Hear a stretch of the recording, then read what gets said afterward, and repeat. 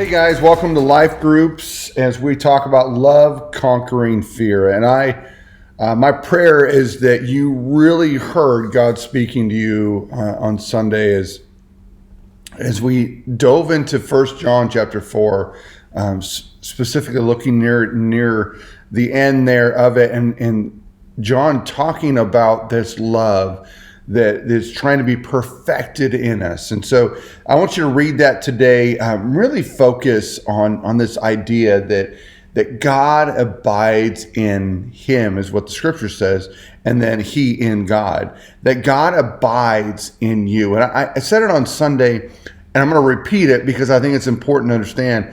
Abiding is not a temporary thing. It's a long-term occupation, if you want to put it that way. That when God says I abide in you, he doesn't mean that, hey, since you're at church, I'm abiding in you, but then the minute you step out of church, I'm no longer with you. It doesn't mean that, well, for a season I'm going to abide with you, I'm going to be with you. He really means every moment from today on, in the good and the bad, when you mess up and when you do great. No matter where you're at the moment, what you've done, I want to abide in you. And that God is saying that wherever you run, I think about the Psalms, and it talks about where can I go that your presence is not already there. If I go to the highest of heights, God, you are there. If I go to the lowest of lows, the deepest trenches in the oceans, God, you are there. Where can I go that your presence is not already? And God is saying to you and I, hear this one more time. He's saying that he wants to abide in you, take residence in you. How amazing is that? And then that second concept, that these two items, I think these two concepts, when we get this, it helps us along the journey, because we begin to be individuals that say, like David, what can mere mortal men do to me? But that second idea is that my value is based on the love of God, because he created me, he formed me, he knows me. And no matter what anyone else can say, they don't decide my value. God decides my value.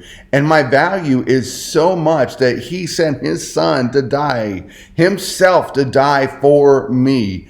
So I am more than valuable. I am worth more than the birds of the air, the lilies of the field. I am worth more than Donald Trump is worth, his monetary worth. Bill Gates, Oprah Winfrey, some of the most the richest people in the world. I personally am worth more than that God wouldn't give anything up for me, that I am that valuable to him. So I want you guys really talk about it. Be honest with one another. It's a good opportunity to say, where am I struggling in that? Because for me, I would say the same thing. Like it's hard for me to imagine that I'm worth that much, because I know the things I've done. I know the things that I think of, right? I know those moments of weakness. I know those. And yet trying to really grab a hold of the fact that I am so much more valuable than what I've done, or what I think, or how I act, or what I look like, right?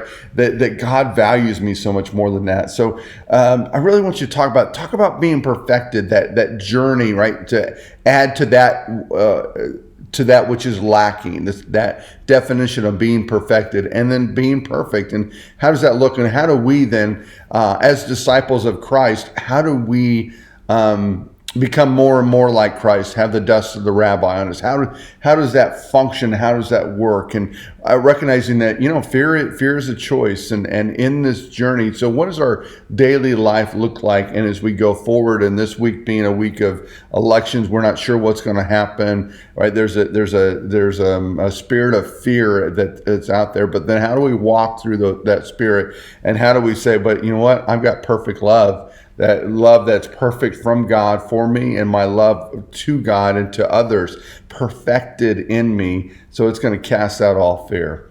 Love you guys. I hope you have an awesome week. Remember the load pin. Make sure you've got that on Jesus' side. And remember to try to perfect love in you.